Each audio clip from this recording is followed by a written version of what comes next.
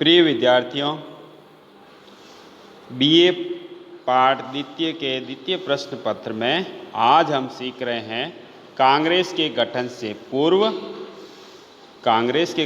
पूर्व स्थापित राजनीतिक संस्थाएं। हमें ये मानकर चलना है, ये याद करना है कि कांग्रेस की स्थापना हुई थी 1885 ईस्वी में। कब हुई थी? 1885 ईस्वी में।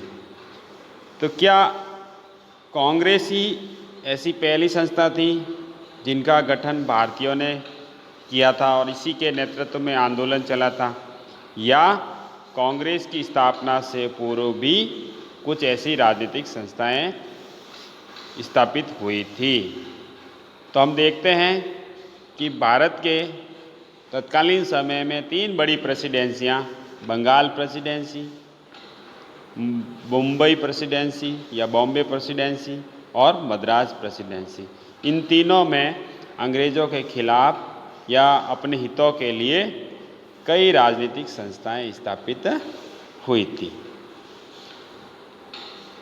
19वीं शताब्दी के पूर्वार्ध में, विशेषतः 19वीं शताब्दी का पूर्वार्ध का मतलब रहेगा यहाँ पर 1801 से लगाकर 1850 ईस्वी तक में जो राजनीतिक संस्थाएं गठित हुई उसका स्वरूप स्थानीय या क्षेत्रीय था।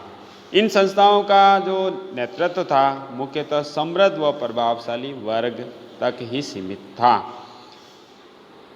19वीं शताब्दी के पूर्वार्ध में जो राजनीतिक संस्थाएं बनी, ये संस्थाएं अपनी विभिन्न मांगें, विभिन्न याचिकाओं व प्रार्थना पत्रों के माध्यम से ब्रिटिश सरकार के सम्मुख प्रस्तुत करती थी। इनकी मांगें क्या थी? प्रशासनिक सुधार करना, प्रशासन में भारतीयों की भागीदारी बढ़ाना और शिक्षा का प्रसार करना। अब 19वीं शताब्दी के उत्तरार्ध में यानी 1850 के बाद, 1850 से 1885 यानी कांग्रेस की स्थापना तक जो राजनीतिक संस्थाएं स्थापित हुई या संगठन स्थापित हुए, उनका नेतृत्व मध्यम वर्ग द्वारा किया गया, जिसमें वकील, डॉक्टर, पत्रकार, शिक्षक इत्यादि थे। तो कांग्रेस की स्थापना से पूर्व जो राजनीतिक संगठन स्थापित हुए उनको 2 भागों में बांटा जा सकता है।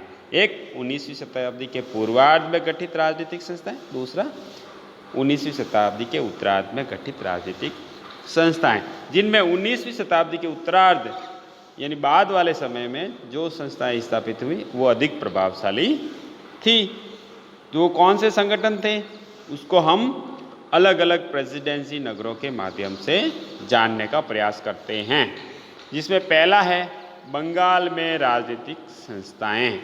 कांग्रेस के गठन से पूर्व की राजनीतिक संस्थाओं में पहला है बंगाल में गठित राजनीतिक संस्थाएं। बंगाल में राजनीतिक जो आंदोलन चले उनके जो प्रवर्तक थे, पथ प्रदर्शक थे, वो थे राजा राम मोहन राय। क्यों माना जाता है राजा राम मोहन राय को? क्योंकि सबसे पहले ही इन्होंने ही पाश्चात्य विचारों से ये प्रभावित हुए। इन्होंने ही सबसे पहले 1833 के चार्टर एक्ट में जो उदारवादी धाराएं नजर आई वो उन्हीं के परिणाम स्वरूप थी। राजा राम मोहन राय के जो समर्थक थे, जो अनुयायी थे, इन्होंने 1836 में बंग भाषा प्रकाशक सभा गठित की। किस लिए राजा राम मोहन राय को जाना जाता है बंगाल में राजनीतिक संस्थाओं के प्रवर्तक के रूप में? क्योंकि ये पाश्चात्य विचारों के सर्वप्रथम समर्थक थे। इन्होंने ही सर्वप्रथम 1833 के चार्टर एक्ट में लाने की जो उदारवादी धाराएं थी उनको सबसे पहले बताया था और इनके अनुयायियों ने ही बंग भाषा प्रकाशक सभा की स्थापना की। तो पहली चीज हो गई बंग भाषा प्रकाशक सभा। स्थापना कब हुई? 1836 में। दूसरा संगठन जो बंगाल यानी कलकत्ता में स्थापित किया गया वह था जुलाई 1838 में जमींदारी एसोसिएशन यानी लैंड होल्डर्स सोसाइटी या एसोसिएशन। इसका गठन क्यों किया गया था? जमींदारों ने किया था और जमींदारों के अपने हितों के लिए इसको स्थापना की गई थी। बंगाल में स्थापित ये पहला राजनीतिक संस्था या संगठन था। इन्होंने सबसे पहले संवैधानिक प्रदर्शन का मार्ग अपनाया था। तो क्या याद करना है? जुलाई 1838 में स्थापित जमींदारी एसोसिएशन, जिसे लैंड होल्डर सोसाइटी भी कहते हैं या एसोसिएशन कहते हैं, ये जमींदारों का संगठन था और पहली राजनीतिक संस्था थी जिसने संवैधानिक प्रदर्शन का मार्ग अपनाया था। दूसरा संगठन था 1843 में स्थापित बंगाल ब्रिटिश इंडिया सोसाइटी। क्या नाम है? Bengal British India society. इसके उद्देश्य कितने थे? 2। पहला, लोगों में राष्ट्रवाद की भावना जगाना और दूसरा था राजनीतिक शिक्षा को प्रोत्साहन देना। राजनीतिक शिक्षा को देना प्रोत्साहन। फिर 1851 में जमींदारी एसोसिएशन, जिसकी स्थापना 1838 में हुई थी, और बंगाल ब्रिटिश इंडिया सोसाइटी, जिसकी स्थापना 1843 में हुई थी, का आपस में विलय कर दिया गया। 1851 में जमींदारी एसोसिएशन और बंगाल ब्रिटिश इंडिया सोसाइटी का आपस में विलय कर दिया और एक नई संस्था बनाई। उसका नाम दिया ब्रिटिश इंडियन एसोसिएशन। क्या नाम दिया? British Indian association. कब विलय हुआ या कब इस संस्था का गठन हुआ? 1851 में। किन 2 संस्थाओं को आपस में मिलाया गया? जमींदारी एसोसिएशन, जिसकी स्थापना 1838 में हुई थी, और बंगाल ब्रिटिश इंडिया सोसाइटी, जिसकी स्थापना 1843 में हुई थी। इन दोनों संगठन को मिलाकर ब्रिटिश इंडियन एसोसिएशन की स्थापना की गई। इसकी क्या मुख्य बातें हैं? संस्था ने यानी ब्रिटिश इंडियन एसोसिएशन ने ब्रिटिश संसद में प्रार्थना पत्र भेजकर नए प्रस्तावित चार्टर एक्ट 1853 में सुधारों की मांग की गई थी। ब्रिटिश संसद को प्रार्थना पत्र भेजा गया कि जो प्रस्तावित 1853 का चार्टर एक्ट है, उसमें जो सुधार किए जा रहे हैं, उसमें हमारी कुछ मांगे हैं, वो मांगे भी पूरी की जानी चाहिए। मांगे क्या थी? लोकप्रिय उद्देश्यों वाली पृथक विधायिका की स्थापना की जाए, यानी एक विधायिका की स्थापना की जाए जो लोकप्रिय हो। दूसरा, उच्च वर्ग के नौकरशाहों के वेतन में कमी की जाए, यानी उच्च वर्ग में जो नौकरशाह थे, जो सरकारी अधिकारी थे, जिसमें सभी लगभग अंग्रेज ही थे, उनके वेतन में कटौती की जाए। तीसरा, नमक कर, आबकारी कर और डाक शुल्क को समाप्त किया जाए, जो भारतीयों के हितों को प्रभावित करने वाला था। अब बंगाल में ही दादा भाई नौरोजी ने, जो बंगाल के प्रमुख, बंगाल में ही 1866 में या बंगाल के नेताओं के साथ सहयोग से मिलकर दादा भाई नौरोजी ने लंदन में ईस्ट इंडिया एसोसिएशन का गठन किया। दादा भाई नौरोजी ने ईस्ट इंडिया एसोसिएशन का गठन कब किया? 1866 में। कहाँ किया? लंदन में, ब्रिटेन के नेता, बंगाल के नेताओं के सहयोग से। उसकी क्या मांगे थी प्रमुख? एक या क्या उद्देश्य था? भारत के लोगों की समस्याओं व मांगों से ब्रिटेन को अवगत कराना। चूँकि इसकी स्थापना लंदन में की गई थी, दादा भाई नौरोजी द्वारा की गई थी, तो इसका पहला ही उद्देश्य ये था कि भारत के लोगों की जो समस्याएं हैं, जो मांगे हैं, उससे ब्रिटेन को अवगत कराना।